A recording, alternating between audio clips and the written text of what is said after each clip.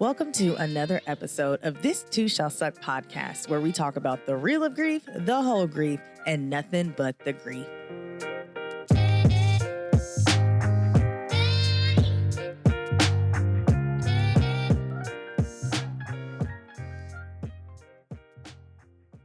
Welcome back, my loves. I am your host, Loryn Denise, and I'm so happy to have you here.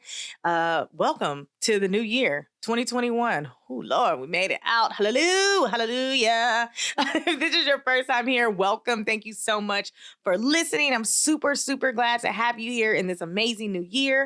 And if you're listening again, welcome back. Thank you for rocking with me into the new year.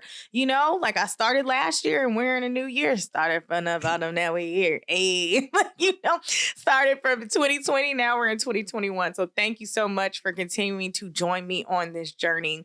On today's episode, I'm sure you figured it out by now by the title, but this is part 2 of the suicide. I don't want to call it a series because I just feel like that's crazy, but suicide episode. So on the first episode, we talked to Brian and my friend Brian Patrick, and he was talking about his, the aftermath of suicide, being kind of left behind in the things that he was kind of going through when his wife committed suicide, my friend Brandy, when she committed suicide. And so I thought it was important to bring someone on who is an attempt survivor, who is, tried to commit suicide and really had some struggles with it, and, just talk to them about where they were, where they're at, things that they were thinking, and, just giving them the space and time that they needed. Cause, there's so much going on, and suicides went up so much in 2020. And so I thought it was important to bring someone on who has been through that and has attempted suicide several times, and, kind of their story and their journey through it. So I'm really excited to have her on and to just talk to her and just hear her amazing story. She has an amazing story. She had a lot of things happening in her life, and, now she's turned it and done so many beautiful things with her life and with her journey. So, I don't want this to be a long intro and long outro. I just wanted to, of course, come on. And again, I wanted to give her the space and time that she needs, but I'll just share my quick kind of story with suicide. I was, I think, in my early 20s or maybe late teens. So we'll say, my freshman year of college. So what is that? 18, 19. So it's about 18, 19. And, I don't know. I feel like that's a weird time. I can't even pinpoint exactly what was happening in my life at that moment. Maybe I think I was living at home. I wasn't living at the dorms anymore. And my boyfriend at the time, we were in such a tumultuous relationship, and I was just struggling with that. And, I don't know. I wanted to be somewhere else. And I just felt like, God, this could be so much easier if I would just be gone. Nobody would care. Who would care if I was gone? Because he treats me like this. They barely pay attention to me over here. I can't even live over here.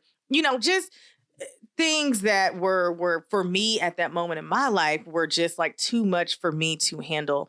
And so I was like, you know what?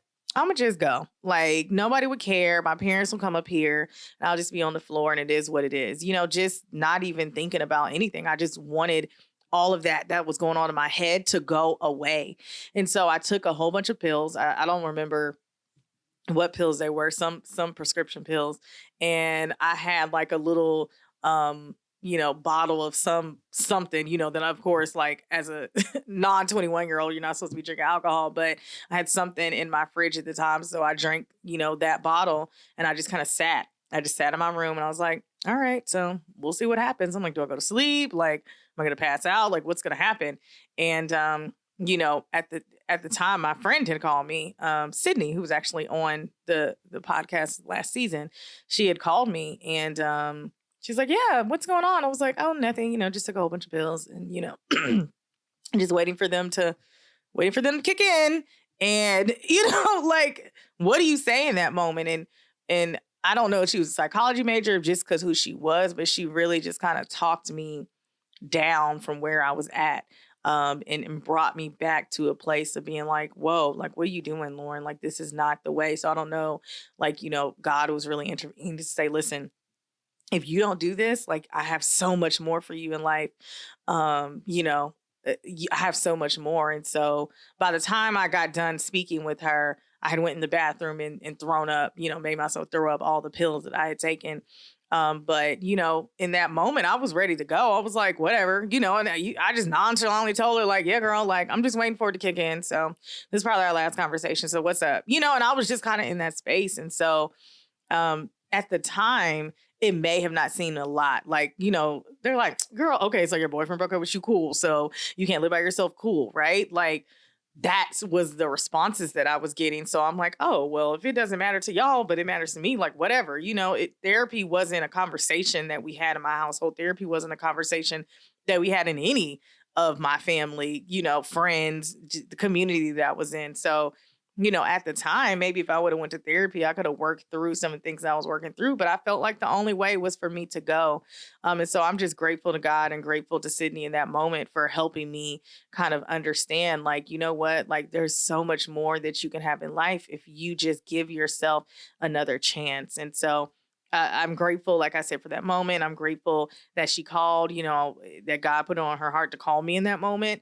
And, just kind of talk me off and bring me back, because I was about to be out of here. Your girl wouldn't have been no This Too Shall Suck podcast. And I was about to be like, peace, because it was just too much for me at that ripe, tender age of 18, 19. But, I say all that to say that I think there's a lot of people who have had that thought or have attempted or done that action or whatever the case may be. And, they never talk about it. Like, you don't want to talk about it. It's not something like you're at the coffee table or at dinner, like, yeah, so let's talk about, suicide. I found out a person close to me recently, like, had battled with suicide, and we kind of went through it. Two people actually, and we talked through it, but it's just not a conversation that you just randomly bring up. Right. And so I think a lot of people suffer in silence. I think a lot of people don't talk about it because it's not something that we want to talk about, obviously, in the world, because it's such a sad thing, or such, a act that we're like, oh my God, like, that's jarring sometimes. And so it's just not something we talk about, but I think it's important that we do talk about it and talk about the moments in time. Like, yeah, I took some pills and I was about to be out of here, but this is what happened. Or, yeah, like I slipped my wrist, but it didn't work, or, whatever it is. Right. So I think it's important that we talk about it. And so I'm excited to have Candace on and share her story and share where she was and who she is and the amazing things that she's doing now. So we'll talk about that as soon as we get back from the break.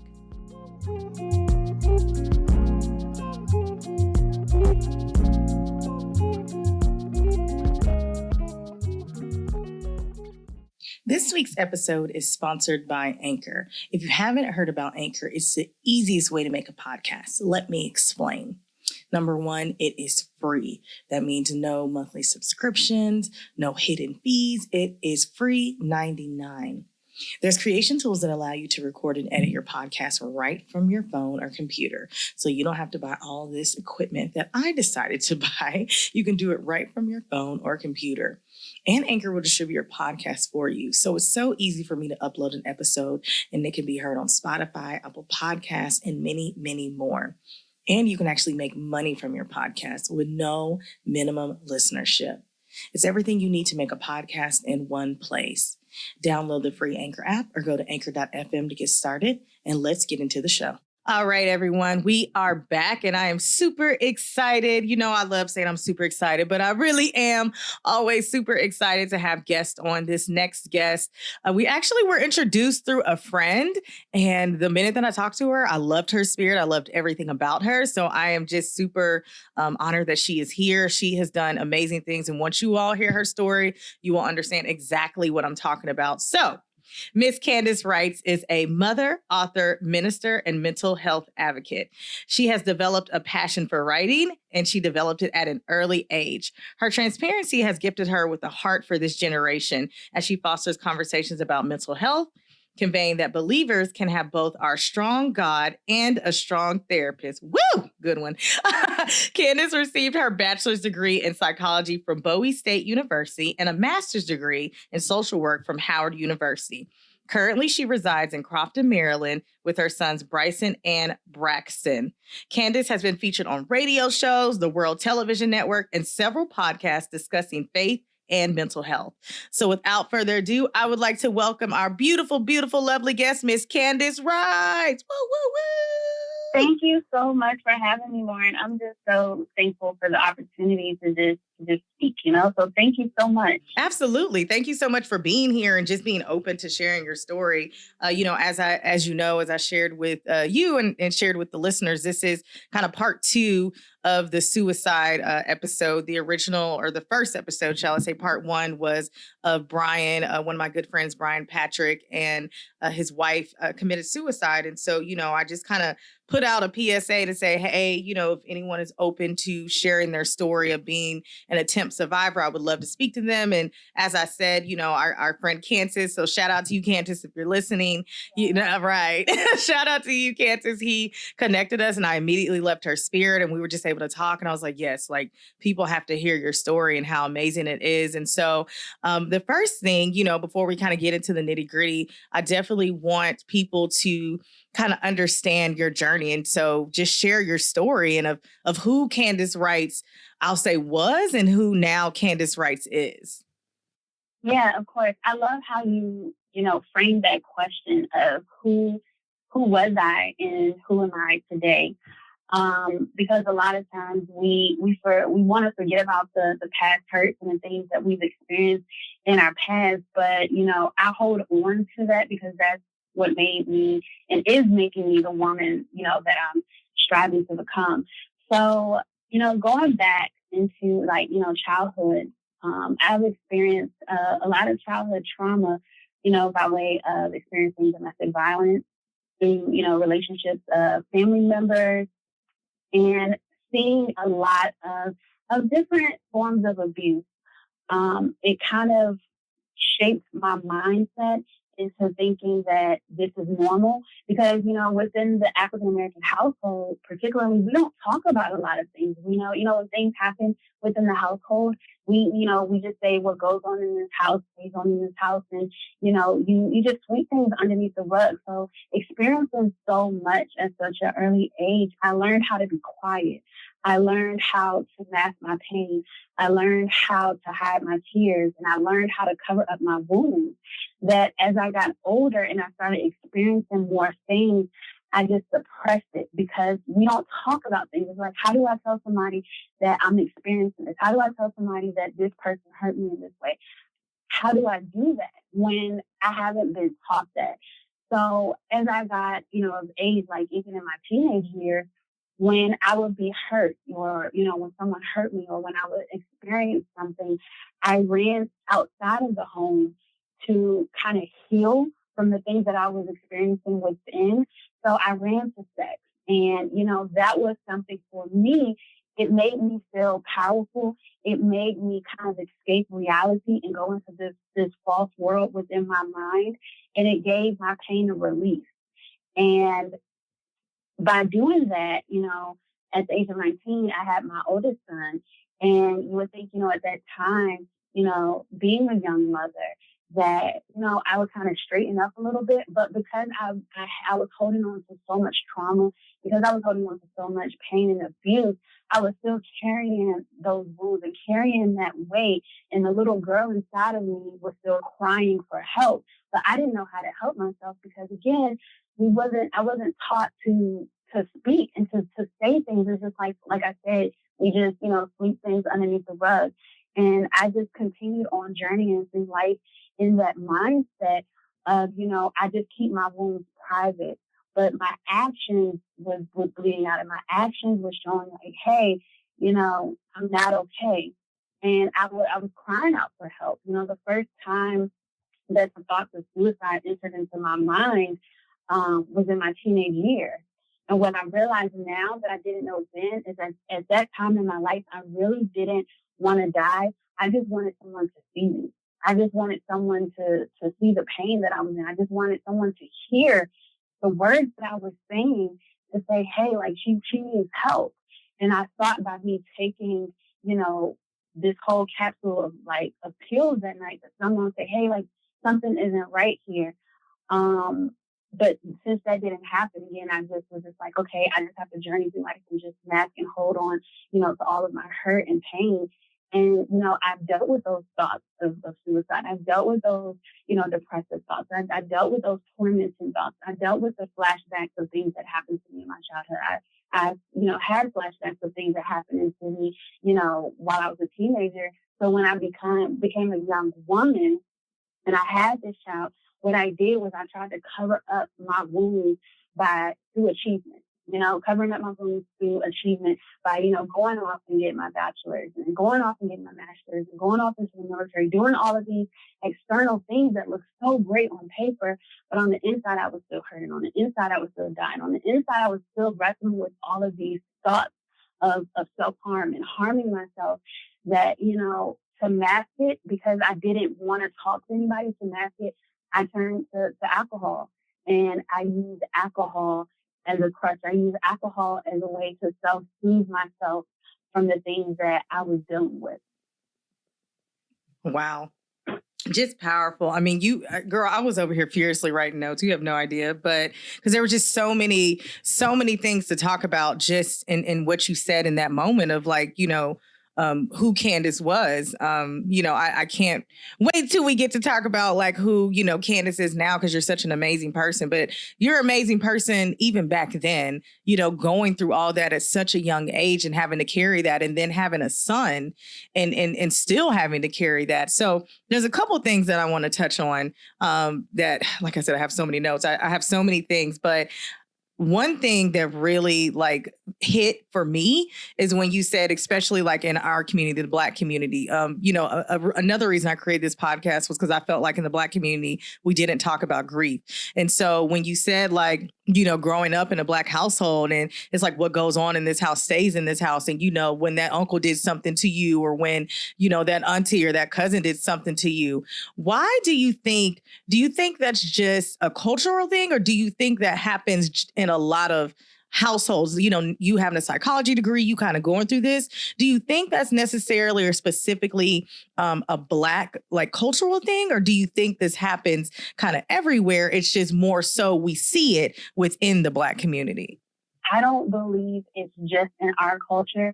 I believe that because you think about, politicians, for example, think about, these people, wealthy, Caucasians in power. There's so much trauma that happens within their family that they too cover up because of their position. So I wouldn't say that it's just us. However, I will say that other, races can push more so towards, getting external help in therapy. You may not know about it, but there's some help going on there. There's some help going on there. And I think, for us, like we're just for our community, we're just getting to a place where we are beginning to normalize and embrace therapy. We're beginning to normalize and embrace that grief, hits all of us differently. We all don't handle grief the same way. I've learned that what may be tolerable for you, Loryn, may be terminal for me. I don't know what your history is like. I don't know, like a man can leave you and it does nothing to you. It's just like, all right, dude, so you ain't the only man out here. Like, cool. Like, you can exit. But for me, you don't know what daddy issues I had. You don't know the issues that I had with men leaving. You don't know the issues I have with broken promises. You don't know the attachment issues that I had, the rejection issues that I had. That when somebody that I care about, when they leave me, the trauma that resonates with me, the trauma that resurfaces, that it may be terminal for me. I went into, because someone had asked me this before, Loryn, and I never thought about this. Somebody was like, what made you go into the mental health field? What made you go, pursue higher education in psychology and social work? And my response was, I wanted to help me. Because no one helped me. I wanted to help me. I wanted to understand why I thought the way I thought. I wanted to understand why I behaved the way I behaved. I wanted to know what trauma did to me, what trauma did to my brain, because I'm sitting here thinking, why is that the only option in my mind right now? Like, why am I not, like, what's wrong with Candace? And when I got into the field for myself, I fell in love with the field to want to help others. So in burying myself in other people's trauma and pain, I kind of pushed mine to the wayside. And, I went into ministry because I've always known there was a calling on my life. So I went into ministry and I just threw myself into that. Then I got married. And when I got married, because the little girl in me is still there and it still wasn't healed, the little girl in me fell in love with my ex-husband because the little girl in me identified with his trauma. So what I realized going through the divorce is that the foundation of our marriage wasn't love, it was trauma. And sometimes trauma can be magnetic. So we mistake compatibility because we're looking at the trauma and the trauma that bonded us. And it's just as quickly, it was a quick marriage. And it was as soon as we got together, as soon as we realized we didn't have the tools to navigate that. And when he left, it triggered, Loryn. It felt like the 32 years is like everything that I went through in that time frame, it came to surface. So now I'm dealing with my past trauma and I'm dealing with my present trauma. And Loryn, it was too much for me. And then having two boys, like depending on me, it was just too much. Like I felt like, God, I don't know why I'm in this cycle again, because I thought I was doing well. I honestly genuinely thought I was healed. I thought I was good from all of that BS I went through. Girl, I don't know why I thought that, but I thought I was good. I thought I was good. I was out here ministering. I was out here speaking. I was doing it. I thought I was killing it. And I was doing good. But what I realized was because I was so wrapped up into everything else, the little girl in me was like, hey, did you forget about me? Did you forget about me? And that when that happened, it just triggered every single thing in me. And what I realized that, going through the cycle of depression, going through the cycle of suicidal thoughts, I asked God, I said, why am I going through this again? Like, I thought when because Loryn, I attempted 3 times, like at 16, in my 20s, and then recently a year ago. Like, I'm just, like, I haven't posted about it, but actually this week, like a year ago to this week, like I should have been like in Chesapeake Bay, Bridgewater. Like somebody should have found my body because I was just tired. Like at that point, I was tired. I was tired of being hurt. I was tired of carrying the trauma. I was tired of people around me just telling me to suck it up and get over it. And you're not the only one who has been left. You're not the only one who's been abused as a child. You're not the only one who did that. And it's just like, how dare you? Like, how dismissive and minimizing of you to try to compare my trauma. Trauma cannot be compared. You cannot compare no one's trauma. You can't compare anyone's grieving. You can't compare that. Like I said, it may be tolerable for you. You may have went through the exact same thing I went through, but we are not the same person. Absolutely. And I had to learn that. And going through those, those bouts with depression and suicidal thoughts and, just wanting to not be here anymore, like I had a plan.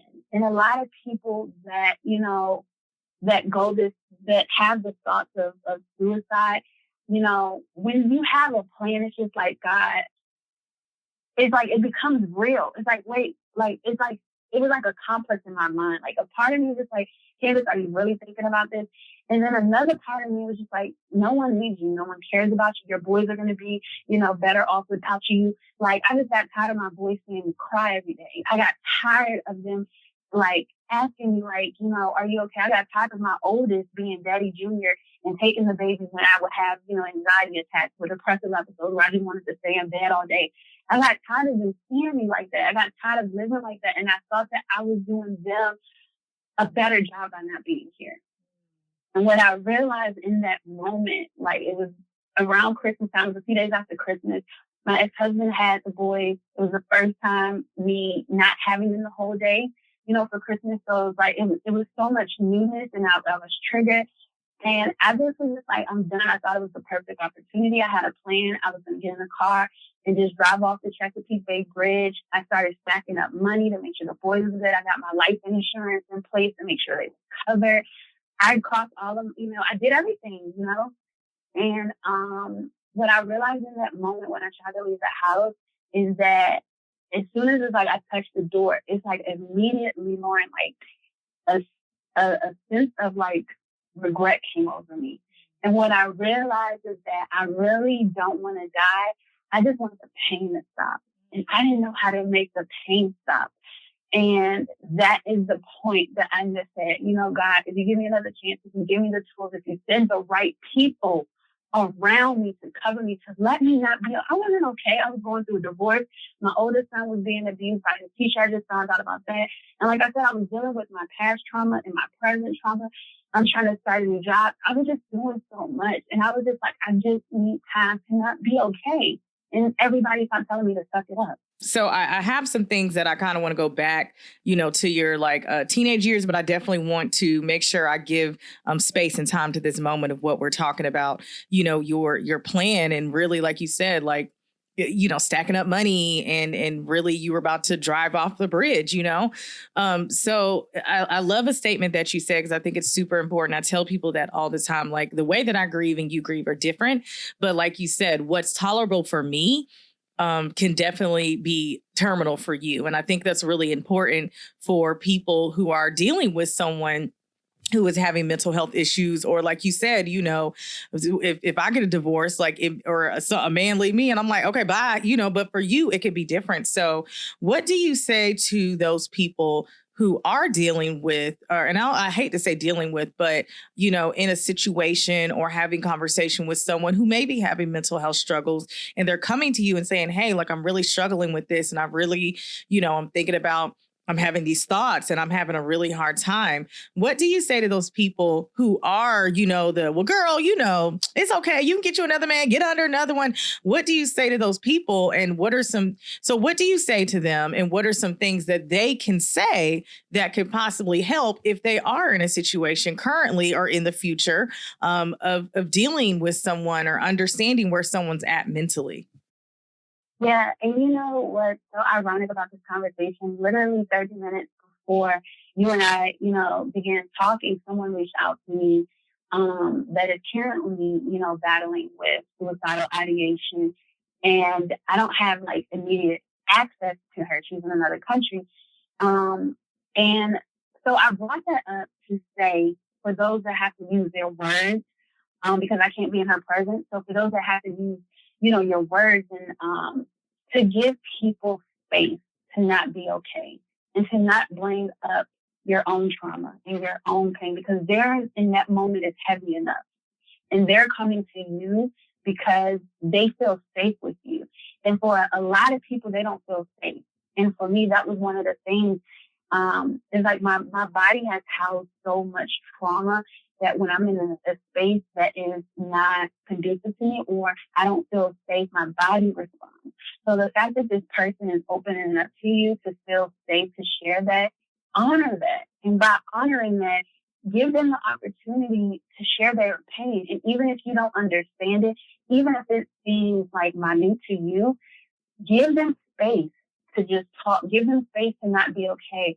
The most harmful thing that we can do is tell people to suck it up, to get over it, to move on, think about, this and think about that. Because in that moment, only thing they can see is their pain. In that moment, only thing that they can see is their grief. So to remind them of themselves, to remind them of how great they are, to remind them how much you love them, to remind them, I'm going to be here for you. Even if I don't understand, I'm going to be here for you. I'm going to sit here with you. A lot of times people's presence holds so much more weight than their words, because at times you may not always have the things to say.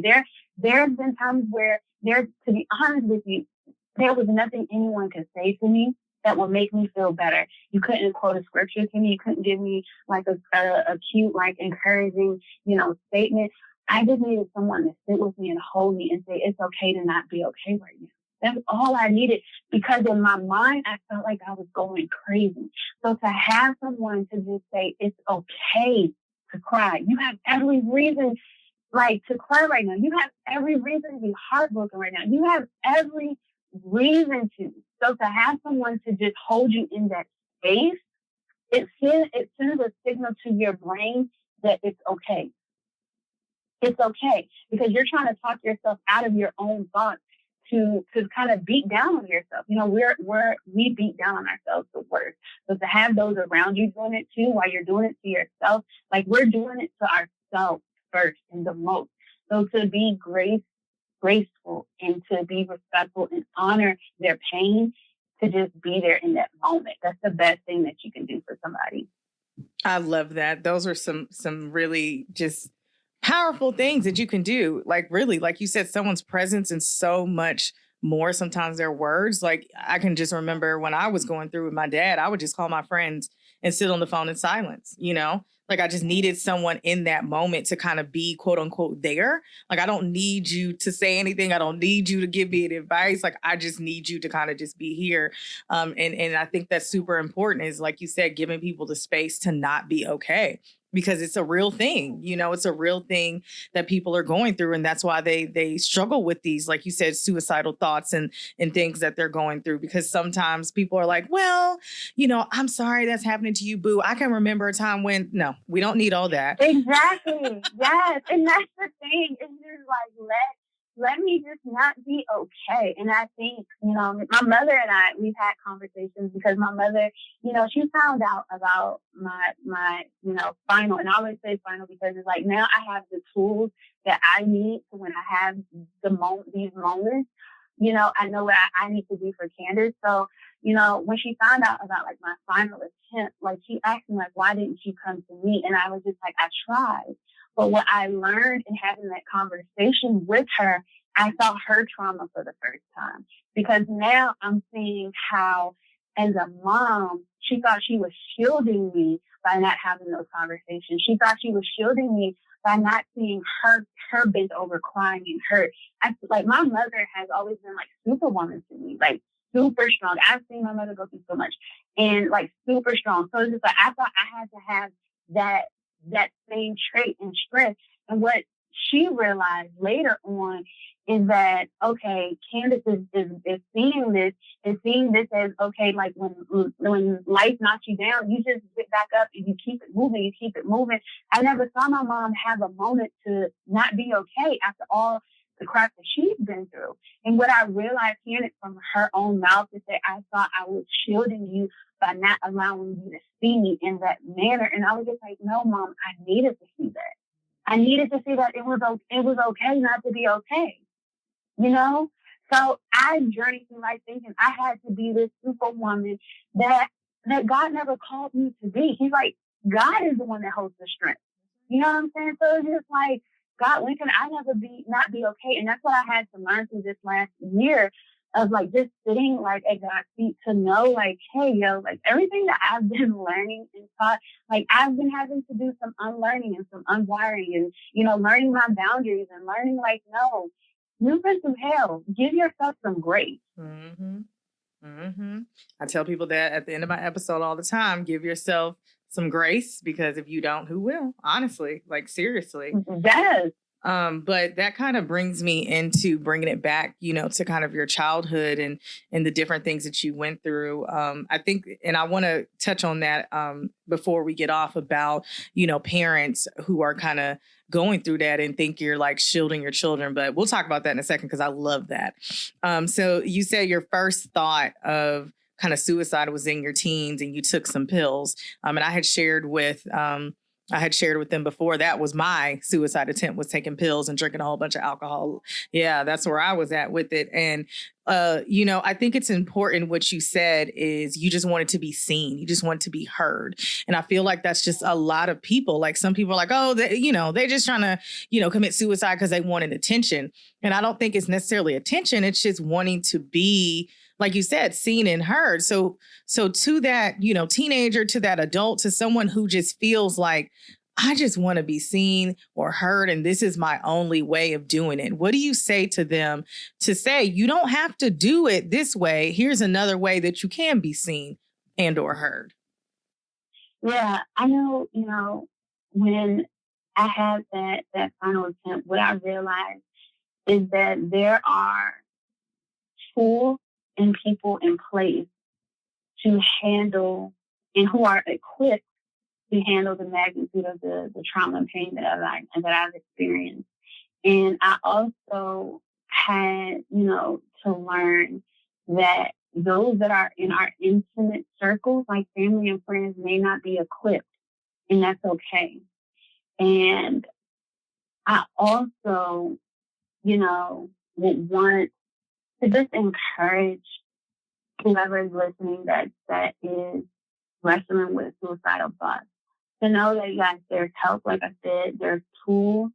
and to, also know that not all the times our family and friends will understand our pain because they're coming from their own perspective, but to know that your voice matters, that your pain is valid, that your tears are valid, that what you've been through sucks.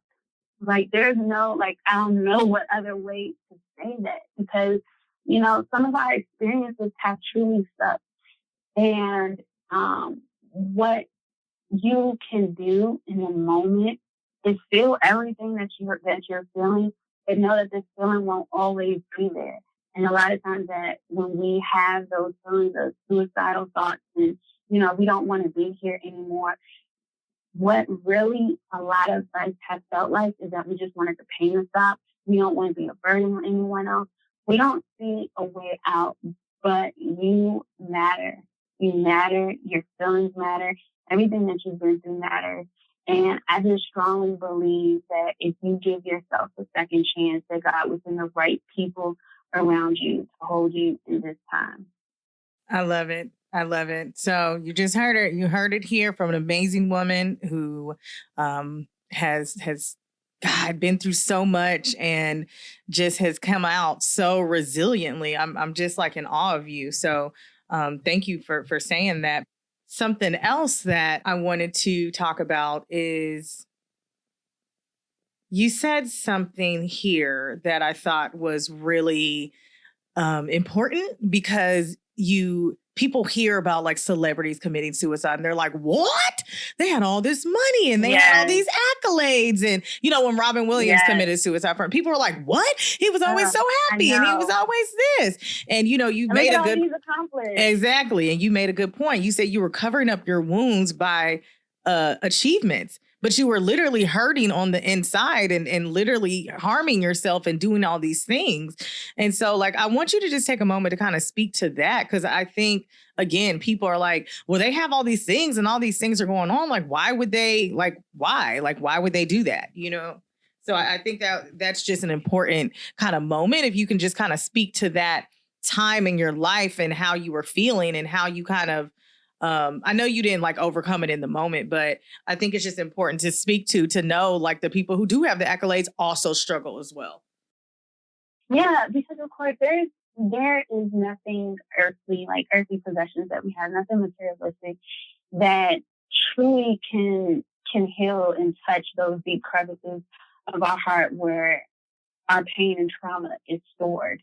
And I believe that many do try to use that. Like I said, like when I was in high school, when I was a teenager, at that time I used sex. As I got older, I used alcohol. And as I became, even more older, I used my achievements. So it's like it's levels to it. Like I always use something as a release. So sex was a release for me. Alcohol was a release for me. Me being able to achieve things professionally was a release for me. Because it's like, wow, it was kind of like I was kind of throwing like another jab at my trauma and saying, hey, look, I'm still able to accomplish so many things in spite of what I've been through. But then also it's just like, in spite of me accomplishing all of these great things, I was still doing the same thing to myself that others have done, abandoning myself by not addressing those wounds. So I was using, all of my achievements as a way to kind of suppress things. And a lot of us bury ourselves into things. Like you've seen people bury themselves into their jobs and bury themselves like into family or bury themselves into things because there's something that they don't want to face. And that is the reason why I buried myself into psychology. I buried myself into the mental health field. I buried myself into ministry. Initially, like I said, to find myself, but then what I also realized is that I love people so much that I don't want anyone else to feel the way that I felt. And I don't want anyone else to feel alone. So if I can do something to help, then I'm going to do that. But what I had to realize is that God never wanted me to help at the expense of myself. And that's what I was doing. I was neglecting myself. And we are our first priorities. And, I know we've been conditioned to say, if you're married, your husband or wife, and then your children, or God, and then your husband, wife, and children, and this and that. And I'm like, God, how can I be the best for my children if I'm the last person on this list? Mm-hmm. That doesn't make sense to me. So when I started to kind of like do that unlearning thing and like take a step back, I really had to realize, okay, in order for me to do what I need to do, I'm going to have to take my head out of this, and I have to focus on me, because again, a lot of us, we bury ourselves into other things because we don't want to face ourselves. Yeah. No, you're absolutely right. And that's why I would say well, let me not just say that's why, but, the suicide rates have gone up tremendously because people had work. They had their outlets, right? They had work. They had, their bowling league. They had whatever it is that they had going on. And then when we don't have it, right? We went on shutdown.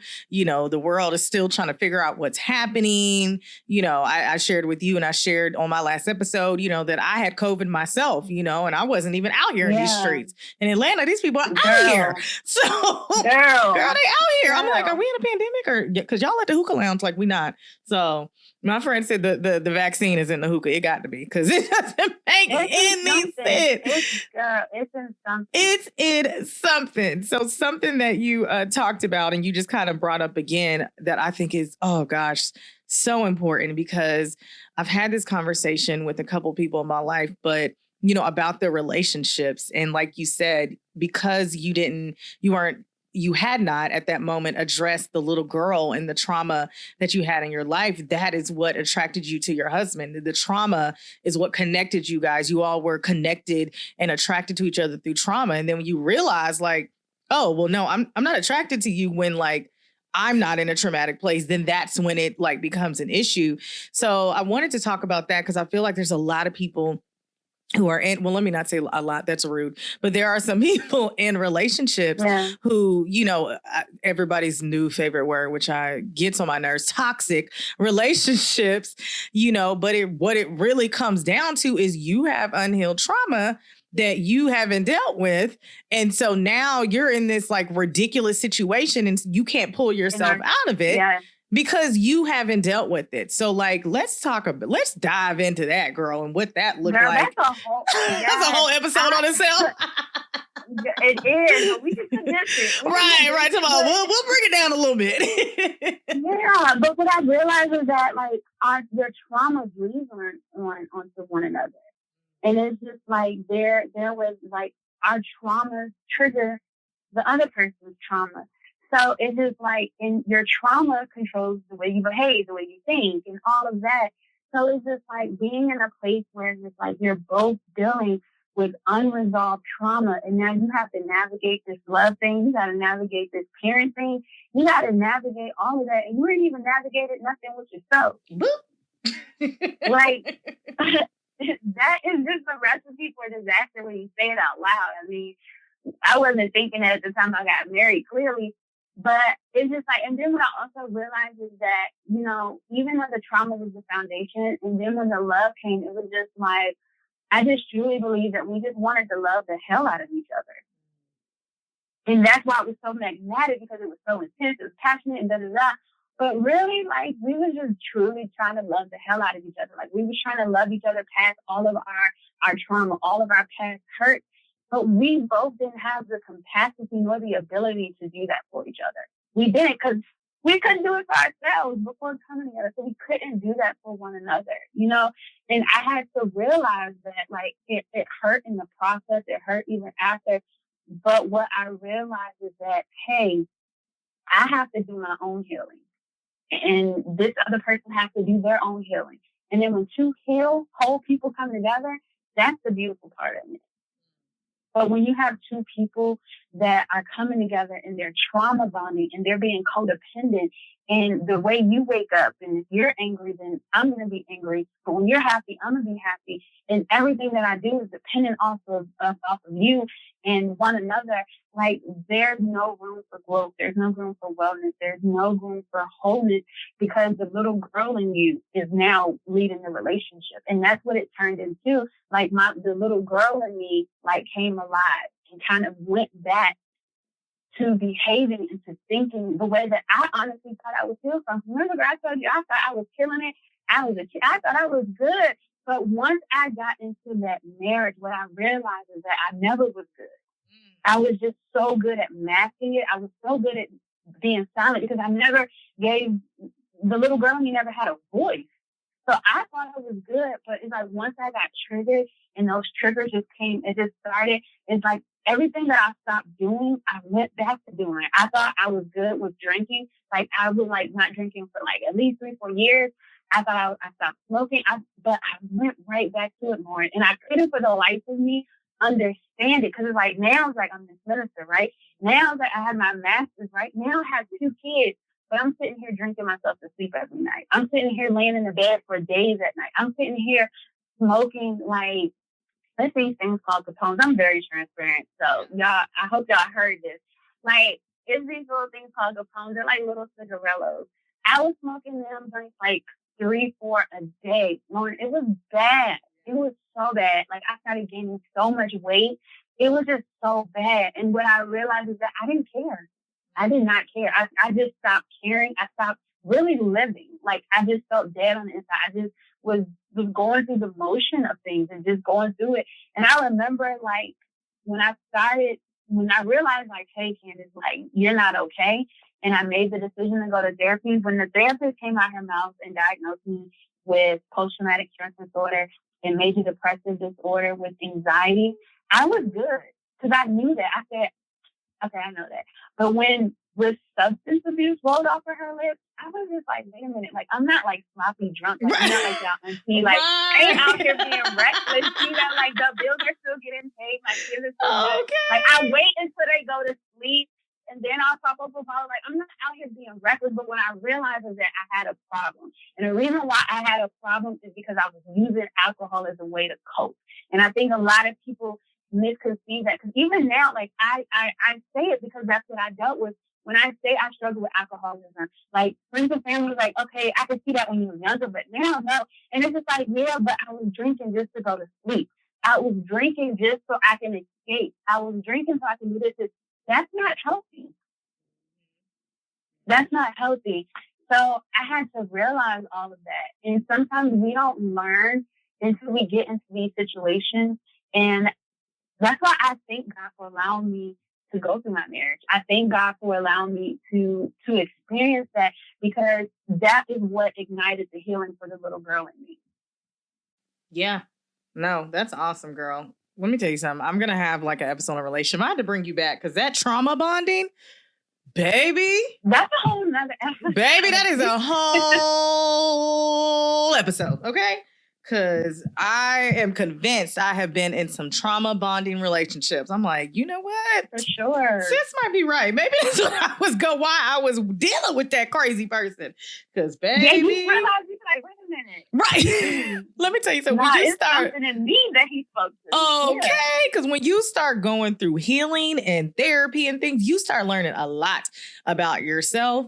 And girl, about yourself. When I tell you my therapist is like, yeah, let's talk to the little girl in you. I was like, who? Ain't no little girl inside of me. Baby, when I tell you she gathered me by my edges and I was like, oh, there is a little girl inside of here who needs to get it together.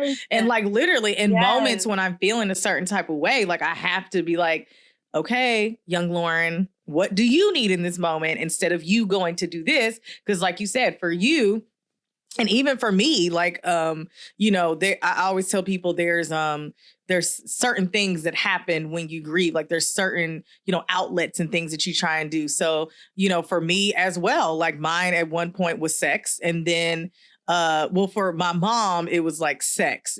With my dad, it was alcohol and a little bit of sex. But with my mom, girl, please, I had him running in and out of there because I was like, yeah, I don't want to feel. So like, I completely understand that. But yeah, you know what? See, let me not, because I'm about to deep dive into relationship talk. We're going to do that. But I'm going to have to bring you back because baby, that trauma bonded is serious. Do you hear me? Serious. And people don't understand it.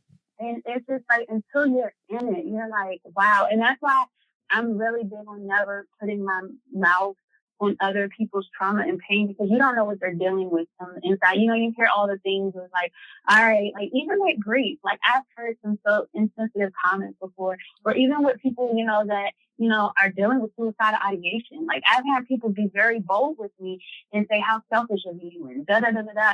And it's just like I always say this. And now I don't take offense to it because I have the language. Like now I have my voice. And that's who I am now. So, you know, to answer like that first question you asked me, I have my voice and I'm not afraid of telling my story. I'm not afraid because I need my boys to hear it so they can know, hey, this is where my mother was, but look at where she is now. And I'm trying to teach my boys now when life hits you, you don't have to run to women. You don't have to run to drugs and alcohol. You don't have to, I can help you. There's tools out here to help you go through life in a healthy way. So that's why I would never silence my story as you know, cringing as it can be. Even for me at times to say it out my mouth, I wouldn't do it. But what I had to learn with people that are myself and others that deal with suicidal ideation, when people put their mouths on you and they don't understand it, and people say, oh, how selfish of you, and, you know, da-da-da-da-da. I always say, you know, people that deal with physical illnesses and, you know, they're suffering, you don't tell them, oh, how selfish of you, oh, get up, you know, get it together. If you see that my leg is cut off, you're not going to tell me, oh, you know, just pray about it, get over it, you know, God's going to do that. And I'm saying this and I'm a minister because this is something that God had to show me. There are some things that God would use a clinician for. Just like he does a physical doctor, a medical doctor, if you was, you know, having a physical illness, there are some things that we have to deal with that we have to sit on somebody's couch and really talk through it. And there's nothing wrong with that. That's why I'm such a big advocate for it, because I've heard so many things and I'm just like, you don't know the level of trauma and pain and abuse this person has gone through. So it's like, how dare you put your mouth on something you don't understand? And if you don't understand, I'd rather people tell me I'll pray for you and they really don't pray for me, but tell me, oh, I'm going to pray for you, than to say something so insensitive, not knowing the damage that it's going to do to me mentally. And to kind of touch on that, you kind of brought it up, which I love, you know, that's that superwoman mentality. And so, you know, being a parent and, you know, like you said with your mom, she thought she was shielding you from it. But now, obviously, you know, as an adult and going through it and understanding, like, no, I wish I would have seen that. So what do you say to those parents who feel like, well, I don't want to seem, especially like men, you know, and I know that, you know, they'll get there eventually, but, you know, I don't want to be weak because, like you said, I want my kids to look at me like I'm Superwoman, and I want them to look at me that if they have problems, like I can solve it. So I don't want to have those moments of weakness around them. Like, how do you, you know, how do you balance that, being that kind of superwoman or Superman in their eyes, but still having moments of not being okay?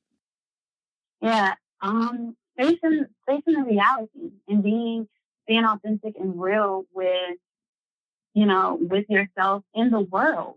You know, we can't shield, you know, our children from things that, you know, take place. We try to, you know, to the best of our ability. But there's something that I learned, you know, through having that conversation with my mom and her being honest with me, because putting myself in her position as a mother, I can see why she thought shielding me would be the best. Because it's just like, you don't want to see your mother heartbroken. You know, you're already seeing enough, right? But what I realized is that, hey, the little girl that saw that eventually becomes a woman who's going to think that being, you know, subject to this, you know, situation is okay, you know? And what I realized even as a mom now with my boys, as boys, I give them permission to feel what they're feeling. If they have a reason to cry, I'm going to let them cry. If they have a reason that I don't understand, I'm going to give them that opportunity to feel their emotions and cry and do what they have to do, because just because I may not understand it doesn't negate the hurt that they're feeling. So I give my children space to feel and to speak and to talk and tell me why they're not okay or why they're not having a good day, and giving them that opportunity, because they're boys now, they're children now, but one day they will be husbands and they will be fathers. And if I pull that emotional cord now, then when they become husbands and fathers, they're going to be emotionally disconnected from their children and their wives. So it's a pattern, it's a process, it's generational. So it was just like sometimes we want to shield our children from so much. And in some things, yes, we have to. But then in certain cases, especially when it comes to things that they have experienced, firsthand, or even things that they have heard, to give them the space and trust to say, hey, let's have a conversation about this. And I think for me growing up, and like I said, I talk about domestic violence so much because I've seen it so much, through other family members' relationships.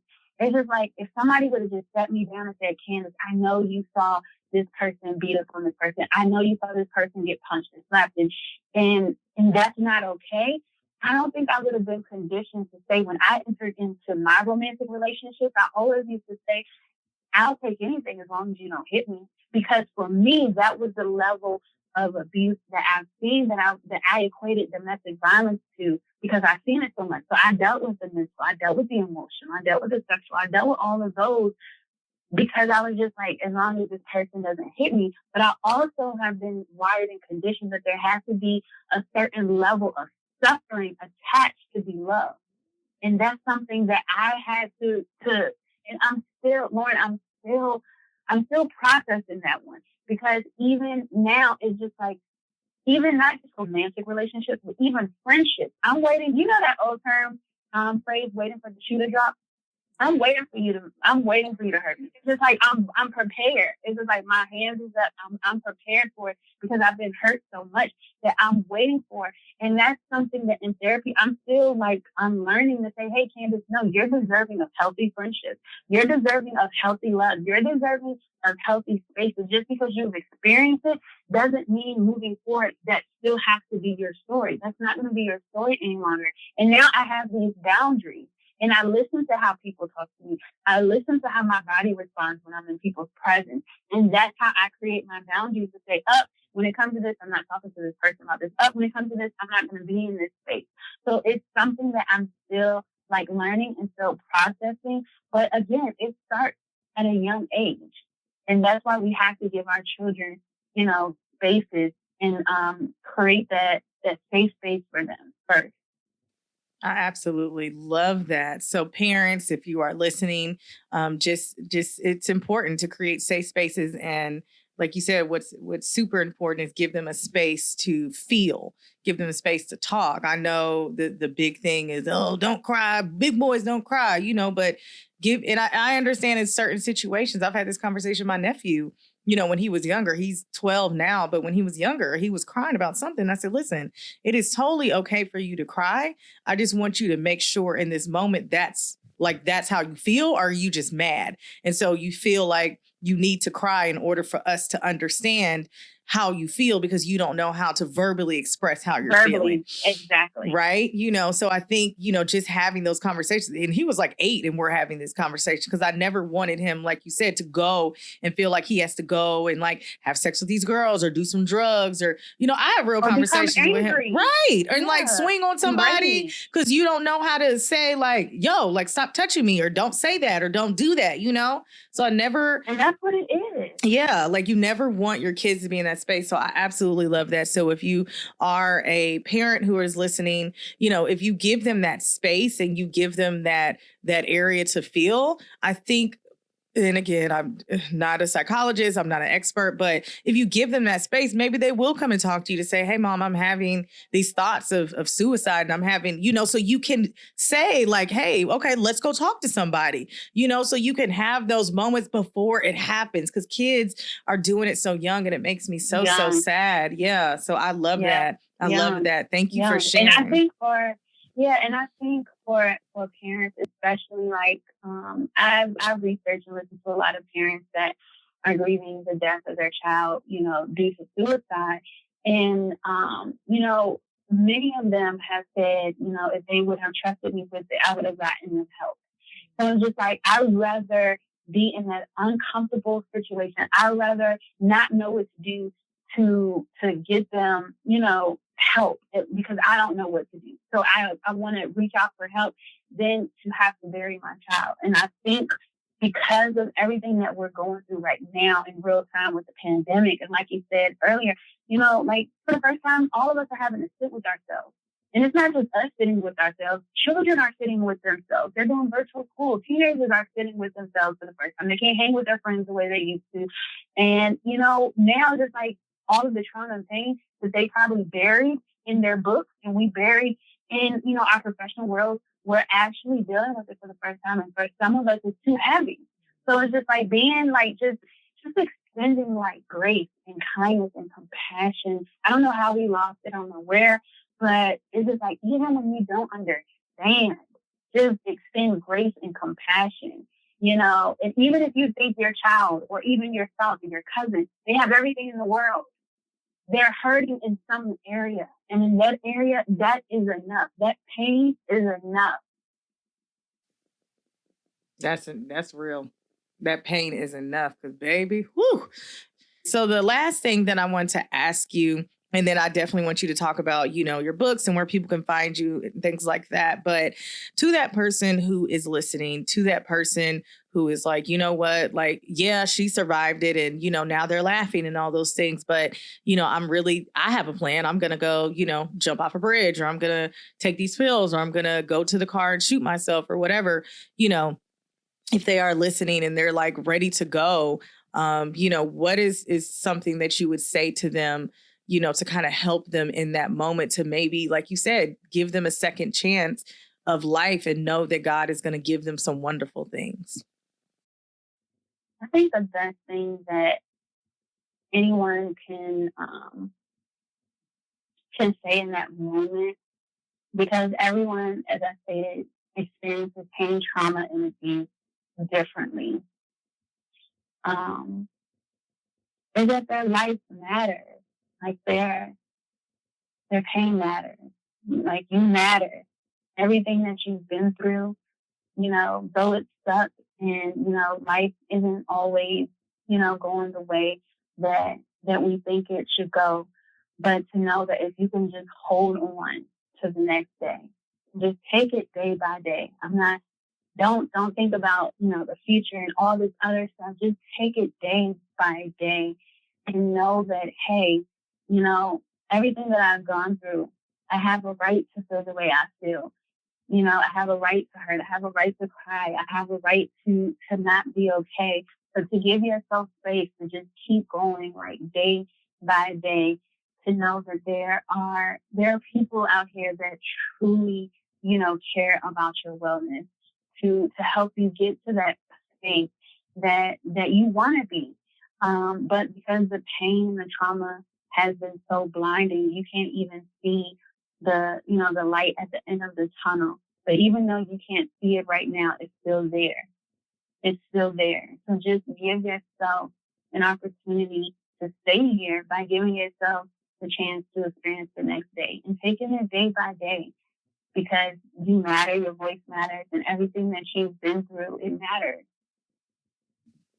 I love it. I love it. So if you're listening and, you're in that space, everything that she said, your life matters, your pain matters, everything you've gone through. So I know you may feel like, no one's listening, or like she said, you don't have that support, but somebody's going to care. Allow yourself to see that light at the end of the tunnel. I absolutely, absolutely love that message. So I want you to kind of, for people who are listening, who want to connect with you, I know you have a book, you have some other beautiful things coming up. So if you can just kind of share about your book and where they can find you and if they can connect with you. And if, like you said, if they're having any issues and want to reach out, where can they connect with you? And like I said, just share a little bit about your book. Yeah. So to piggyback off of what Loryn said, I'm the type of person, like my DMs, like on my social media are always open. So if you don't have, that person right now, in that, in your life that you feel safe with to talk to, we can get you to that right person. We can find a therapist. We can find my DMs are open. And I definitely will create a safe space for you. So you can find me on all social media handles, Candace Writes. And my book is it's a faith-based book on mental illness, and it details my battle with suicidal ideation, depression, anxiety, and alcoholism. And I basically, take you on a journey with me of how God has healed, parts of me and is still healing parts of me. And I give the biblical, tools and principles, but I also give the practical ones, things that I've done, practically on the days that I didn't feel like getting out of bed, on the days I didn't feel like showering, on the days I didn't feel like combing my hair. I don't have any hair now, but I had hair like a few months ago. So, the days that I just didn't, feel good about myself. And, I did things practically, music and writing and, taking walks and taking long drives and just doing things that made me feel good. And, that is what my book is about, is to help you, take it day by day and to help you, see that, hey, like I've been through a lot. Loryn, I continuously say that throughout this whole episode about, our pain and our trauma. And, it matters because we tell ourselves it doesn't matter. So to hear somebody repeatedly say, no, it matters, no matter how small someone else may think it is, no, it matters because it matters to you. And that's what's important. So my book gives you that reminder to say it's okay to not be okay, but then there's also tools and resources to help me get to a safe space and to help me grieve and mourn and cry in a healthy way. I love it. So you heard it here first. Pick up your girl Candace's book. You know what? I might do a little giveaway. Yeah, you can get it on Amazon. You can get it on my website. But yeah, if you search Candace Writes on Amazon, you'll see my book, and it's entitled Breathe, Rest, Look Like Reset. Candace, I just wanted to thank you again. Your journey is amazing. I'm just super, like I said, honored and humbled to have had you on and to see the amazing woman from all of the trauma and the pain and all the things that you went to being an author, a minister, a mental health advocate, a wonderful mom, just all of these beautiful things, and just showing people that, yes, I attempted suicide, multiple times, but now this is the woman that I am. And that's what was my point. Like, who was Candace? But now this Candace Writes is an amazing, phenomenal woman of God. So I just thank you so, so much for being here, sharing your story with my listeners, sharing all of your experiences, because I know it's, just not something that we're just like having coffee and talking about suicide. So, I just appreciate you being here. So thank you so much. Thank you for the opportunity. I just, it's my hope that, at least, even if it's that one life is enough, to say, hey, I'm not going to go through with this.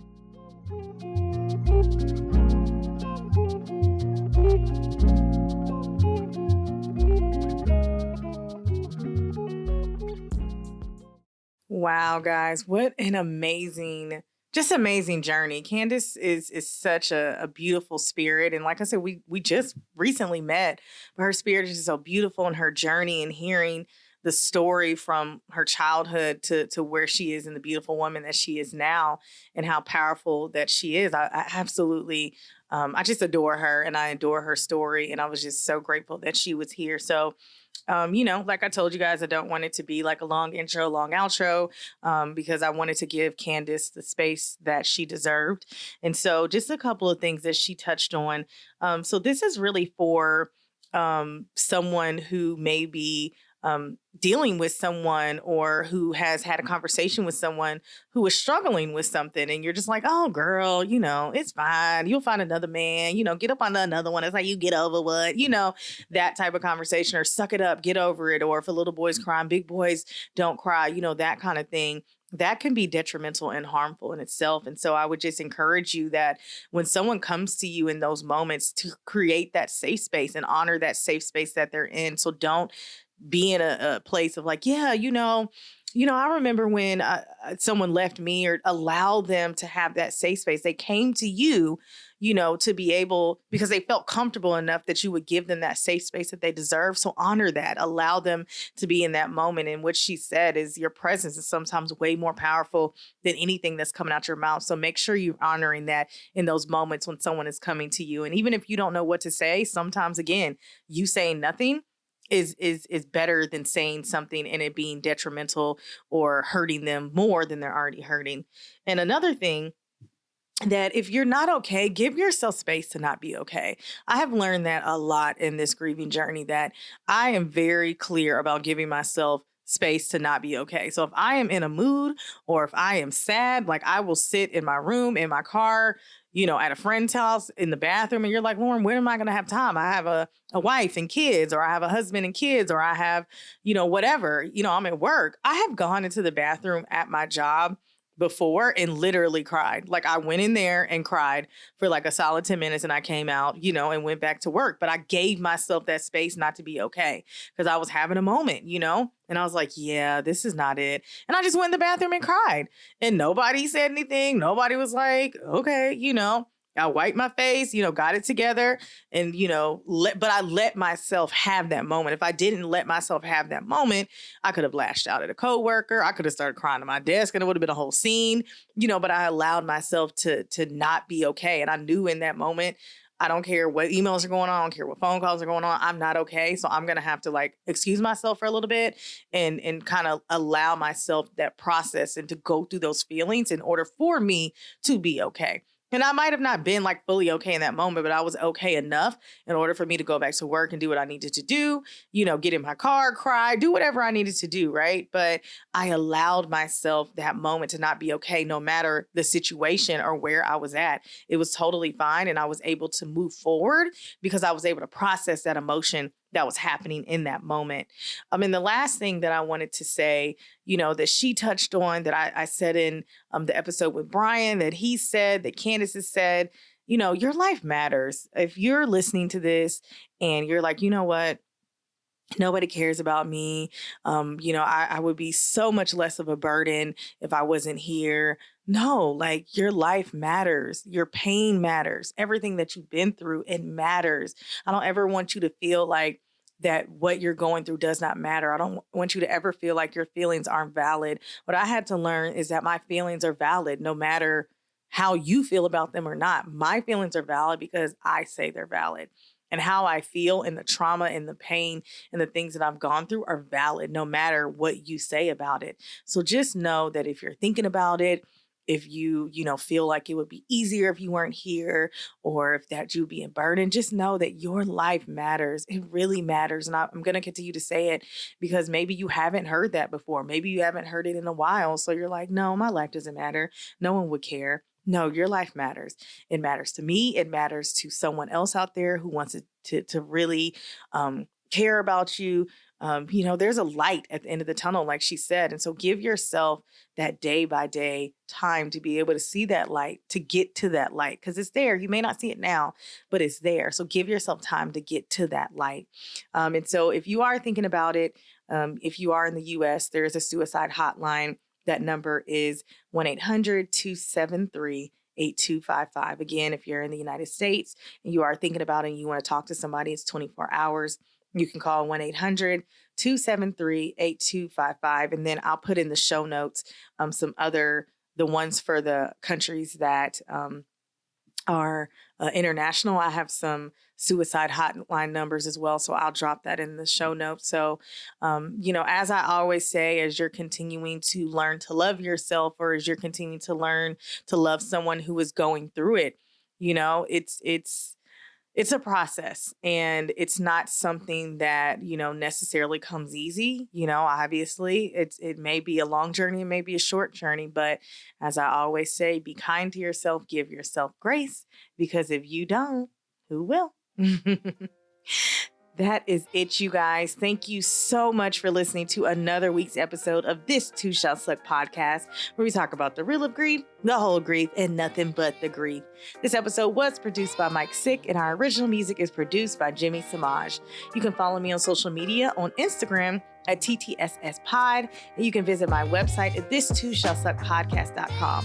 Also, feel free to drop me a line about any questions. Tell me if you love the episode, if you love Candace, or if there's any topics or anything that you want to talk about at hello@thistooshallsuckpodcast.com. Wherever you are listening, please remember to rate, review, and subscribe, and share this podcast with someone you think it could help. I love you guys, and I'm sending you love and light in your life because you deserve it. I'll see you on the next episode. Mwah.